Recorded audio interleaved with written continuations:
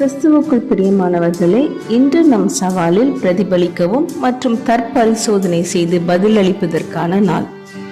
இந்த சவாலின் முதல் 6 நாட்களில் நீங்கள் உங்களுக்கான சவால்களை பெற்றுள்ளீர்கள். நீங்கள் மிகவும் கவனமாக இருக்குமாறு உங்களை வேண்டிக் கொள்கிறோம்.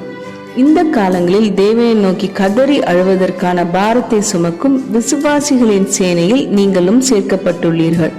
நாம் அனைவரும் ஒன்றாக ஆயுதமேந்தி புறப்பட்ட போர்க்களத்தின் சூழ்நிலையை நீங்கள் உணர்ந்திருப்பீர்கள். மேலும் நீங்கள் நாம் தாழ்மையிலும் கீழ்ப்படிதலிலும் மனம் திரும்புதலிலும் நன்றி செலுத்துதலிலும் ஆண்டவரை நோக்கி கதறி அழுதால் அவர் கேட்கிறார் என்பதை நீங்கள் உணர்ந்திருக்கிறீர்கள். அவர் கவனிக்கிறார், அவர் விடுவிக்கிறார் என்பதை கற்றுக்கொண்டுள்ளீர்கள். ஆம், நமது போராட்டம் இன்னும் தொடக்கத்திலேயே உள்ளது. ஆனால் இன்று இந்த போரின் நடுவிலும் ஓய்வெடுக்க வேண்டிய நாளாகும்.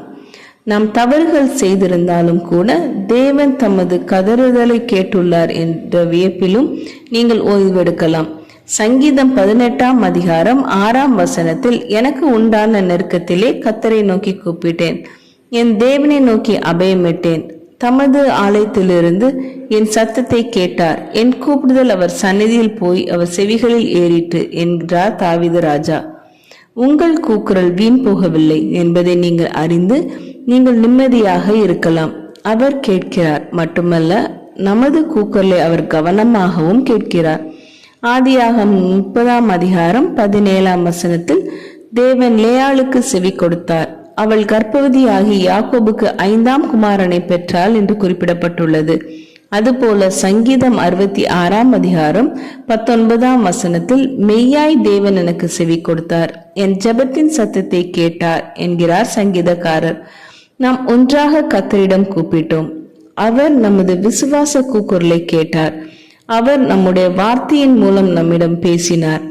இப்போது நாம் அவருக்கு பதிலளிக்க வேண்டிய முறை.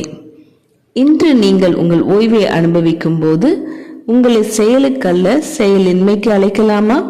இன்றைய நாளில் நீங்கள் கஷ்டப்படாமல் இந்த சவாலின் மீதமுள்ள காலங்களில் கர்த்தர் உங்களிடமிருந்து என்ன எதிர்பார்க்கிறார் என்பதை சிந்திக்குமாறு உங்களை வேண்டிக் கொள்கிறோம்.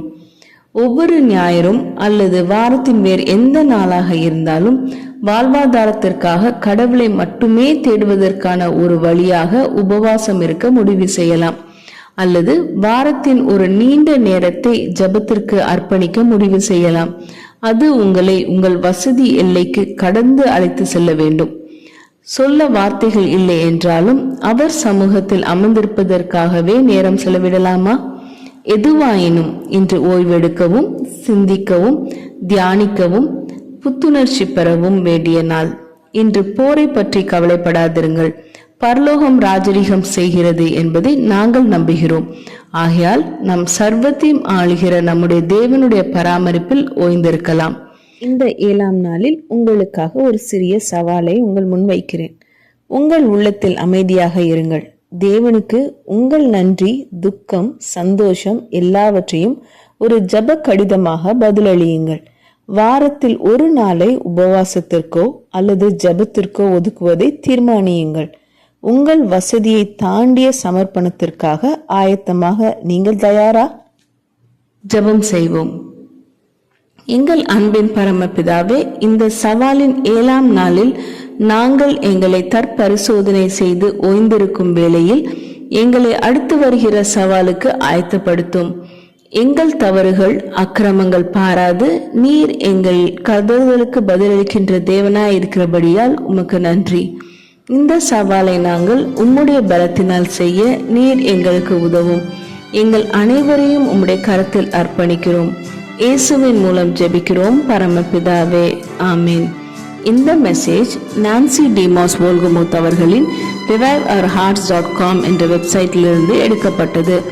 கர்த்தர் உங்களை ஆசீர்வதிப்பாராக.